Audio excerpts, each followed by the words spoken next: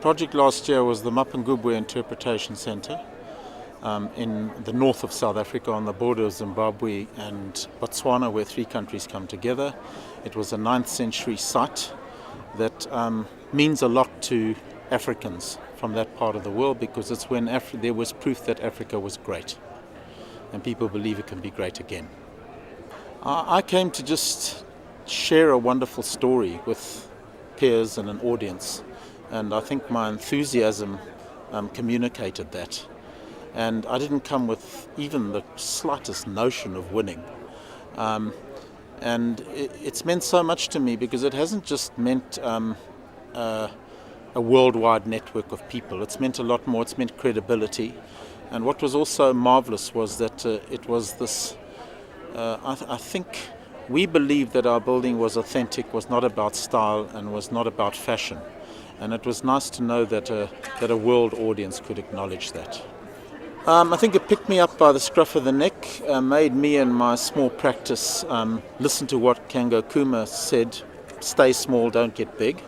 It made us re-question who we are, what we want to do, how we want to do it, how much the architectural profession's given away, and how we have the means to reclaim what's been given away.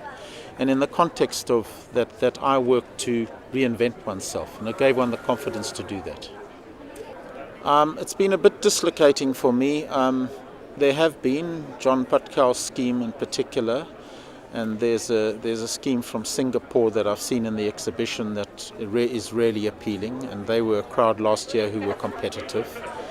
And they're one or two houses. You can't be everywhere at once. And it's also been quite nice to see schemes that were part of future awards that won last year now actually being schemes that are competing for an actual built project. I just need to settle down and form an opinion. But I'd be surprised that if those projects were not in the final cut, which we'll know this afternoon. I'd describe it as probably the only forum of its kind in the world where you can talk about architecture. And I think what was really appealing to me, I don't know whether it's Paul Finch's personality or what, architects can be very presumptuous and very arrogant and a pain in the neck. And somehow WEF's not about that. It makes people relax. And those architects who come and present architect as product as though they're speaking to a developer are just leveled, because the juries are so good that what they do is they make you actually start talking about the qualities that architecture has. And there's nothing else like it in the world. So I think it's a very important part of putting the architect back to have the respect in society that they should have.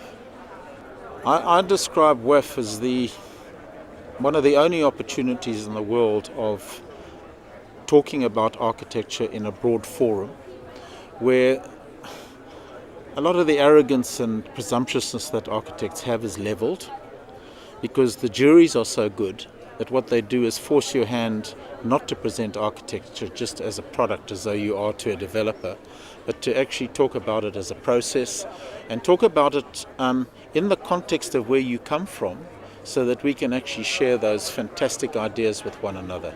And I think that's what was fantastic about winning last year. I came with a very modest scheme, and the modest scheme more than held its own, because you actually had an intelligent jury that could actually see the values of the simple story that you were telling and believe there was something to learn from that. And so you've got a sympathetic and intelligent ear that's giving you an opportunity for architects to regain what they've lost, because they've given away so much. I gave a lecture at the Royal Academy recently in London, and it's amazing in Britain how much the architecture faculty discipline has given away.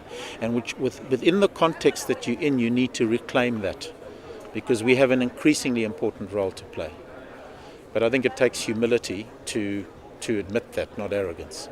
In the last year has changed because it's made us question. It's made us not run a practice where we're taking on any work just to sustain a staffing body. We're taking on work that's the work we want to do, and we want to do good work. It's actually looking for that work and actually realizing that as an architect you can be far more proactive in targeting the work that you want. And also, I think far too much architecture, it's one of the criticisms I've got of the housing section here at WAF, is still for the wealthy.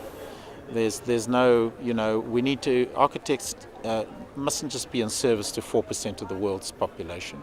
There's another 96% of the world population. And in my closing remarks last year when I won, I said it strengthened my commitment for the Quest to be of service to a broader community and win respect of architects in the role that they can play. So I really sincerely believe that. I think it's actually excellent that we're having a recession at the moment, because it's making everyone, instead of just resting on their laurels, question their role in society and how you run your practice, how you make a profit, how you generate income. And that's part of sustainability. It's part of wherever you are, and whether it's in the UK or whether it's in South Africa or wherever it is. But it's also set up. I mean, I just had John Tume from Ireland come to me today to say, Peter, I've landed a project in Sub-Saharan Africa. Through WAF, I know that you, a colleague that I can come and talk to. So there's an interactive dialogue, which is fantastic. He himself is realizing, there's turf here I don't understand. When he saw my work, he said, you seem to have a grasp of it. So it actually has all those sort of ripples and repercussions which are fantastic, which go way beyond the architectural magazines, and raise issues. And I know when I spoke at the Royal Academy, there were a lot of issues that the director there said, we get so caught up in rhetoric. It was nice to know that just common sense and practical wisdom are coming back into our discipline.